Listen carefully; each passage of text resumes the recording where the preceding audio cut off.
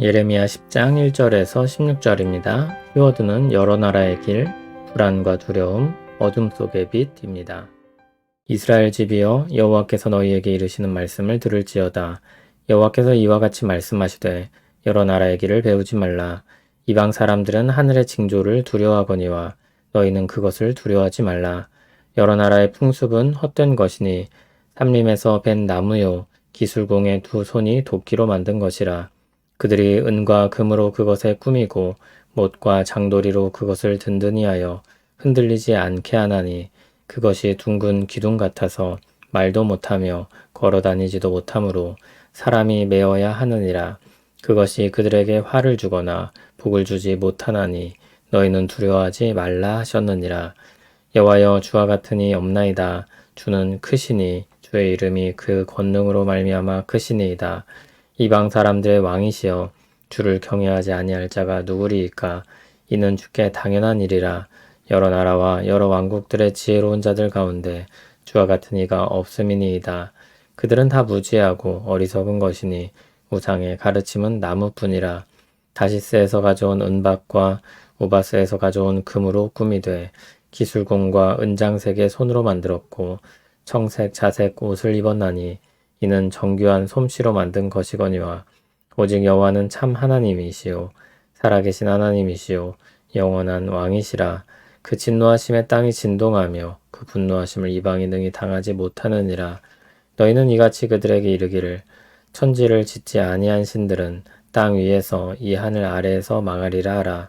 여호와께서 그의 권능으로 땅을 지으셨고 그의 지혜로 세계를 세우셨고 그의 명철로 하늘을 펴셨으며 그가 목소리를 내신즉 하늘에 많은 물이 생기나니 그는 땅끝에서 구름이 오르게 하시며 비를 위하여 번개치게 하시며 그 곳간에서 바람을 내시거늘 사람마다 어리석고 무식하도다.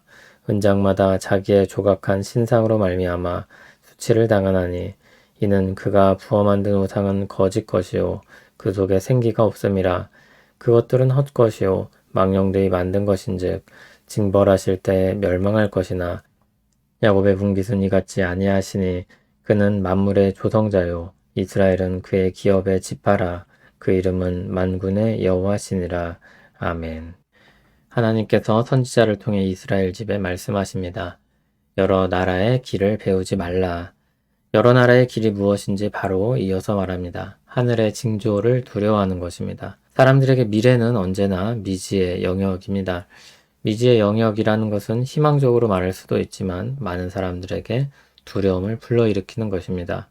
역사 속에는 항상 다양한 방식으로 그 두려움을 제거하기 위한 시도가 있어 왔습니다. 사람이 통제할 수 없는 신비한 하늘은 자기의 두려움을 의탁하기 좋은 대상입니다. 과학이 발전한 현대에도 다양한 방식으로 점을 치려는 시도가 있습니다. 인간 내면에 있는 불안과 그것을 해소하기 위한 발명품은 주님이 다시 오실 날까지 계속될 것입니다.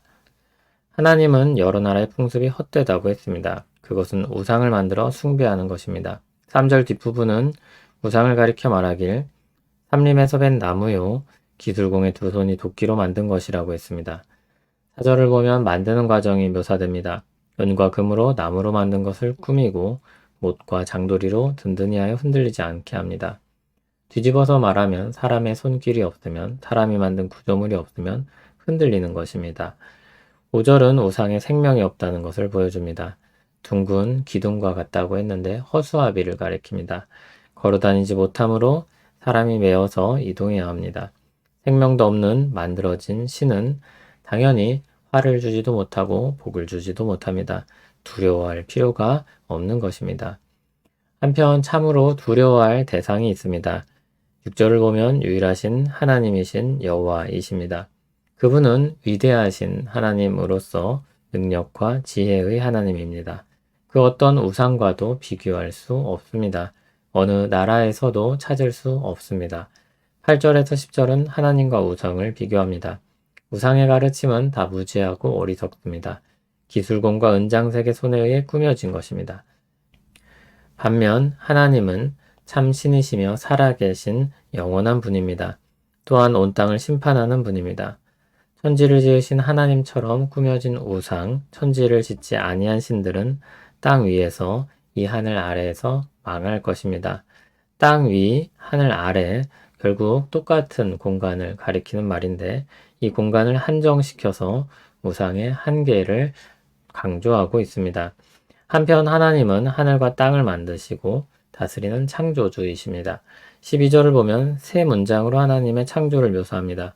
권능으로 땅을 지으시고 지혜로 세계를 세우시고 명철로 하늘을 펴셨습니다. 13절은 하나님은 말씀으로 세상을 창조하셨다고 말합니다. 특별히 하늘, 구름, 비, 번개, 바람 등을 말합니다. 하늘을 보고 미래를 점치던 것이 얼마나 어리석은 것인지 대조적으로 나타납니다. 하늘의 변화는 하나님이 창조하신 것입니다. 하나님이 다스리는 질서 속에 움직이는 것입니다. 그 자체를 우상시하거나 다른 우상을 투영하여 살피려고 하는 시도들은 모두 어리석은 것입니다. 그래서 14절에서는 우상을 따르는 사람들에게 어리석고 무식하다고 말합니다. 14절, 15절에서 다시 한번 우상의 헛됨에 대해 만들어진 것이며 죽은 것이며 헛된 것이며 멸망할 것이라고 했습니다. 반면 16절에 말하듯이 하나님은 다릅니다. 하나님이 야곱에게 주시는 유산은 거짓되고 죽었고 헛되고 멸망할 것과 다릅니다. 그것은 진실하고 살아있고 참되고 영원한 것입니다. 하나님은 만물을 만드신 창조주로서 이스라엘을 자기 백성으로 삼으셨습니다. 그분은 온 세상의 통치자이십니다. 만군의 여호와이십니다. 오늘 말씀은 신명기 마지막에 복과 저주를 선언하며 하나님을 선택하라고 하신 말씀을 떠올리게 합니다. 시편 1편의 결론처럼 의인의 길과 악인의 길을 대비시키고 있는 것처럼 보이기도 합니다. 악인들은 바람에 나는 겨와 같아서 심판을 견디지 못할 것입니다. 그러나 주야로 율법을 묵상하며 하나님께 공급받고 하나님을 따라서 사는 사람들, 그 의인들의 삶은 하나님께 받아들여질 것입니다. 미래는 모든 사람에게 감춰진 세계입니다. 그래서 모든 사람이 다 초보입니다. 학생도 초보이고, 직장도 초보이고, 부모도 초보이고, 어른도 초보이고, 노년도 초보입니다. 다 처음 사는 인생을 사는 것입니다. 사람들은 만일 인생 2회차를 산다면 더 나았을 것이라고 상상하곤 합니다. 그러나 모두 돌이킬 수 없는 인생을 살고 있습니다. 거기서 밀려오는 두려움들이 있습니다. 막막함으로 인한 불안이 있습니다.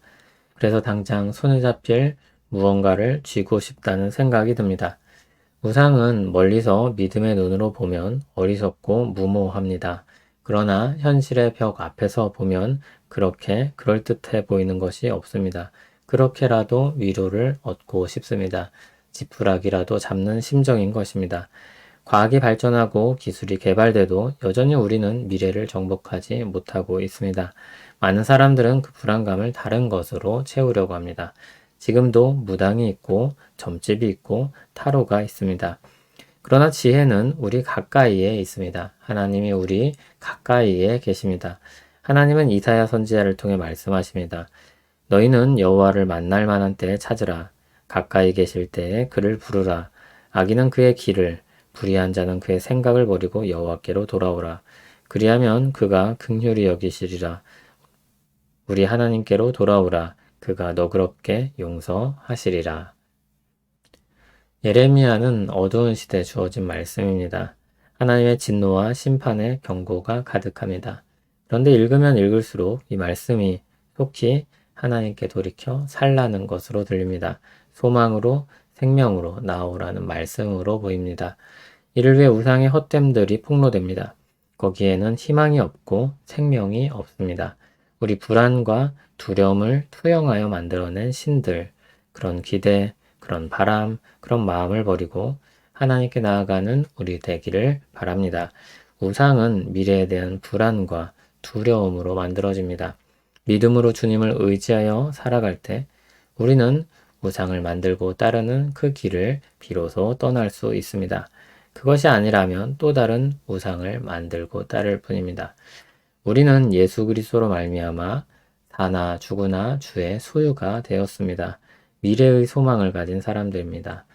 살아도 죽어도 주를 위해 살 수 있는 담대함과 지혜와 기쁨을 가진 사람들입니다. 우리의 미래는 그분께 맡겨져서 결국 그리고 영원히 복을 누리게 될 것입니다. 영원한 생명의 주인이신 주님을 찬송합니다. 온 세상을 지으시고 다스리시는 주님께 영광 돌립니다. 살아서 역사하시는 하나님을 가까이 하며 위대하고 능하시고 지혜로우신 주님으로 말미암아 살기를 원합니다. 불안하고 두려운 우리 미래가 주 안에서 든든하고 견고하게 될 줄 믿습니다. 우리 영혼에 닫히신 주님, 우리를 붙잡아 주시옵소서. 예수님 이름으로 기도합니다. 아멘.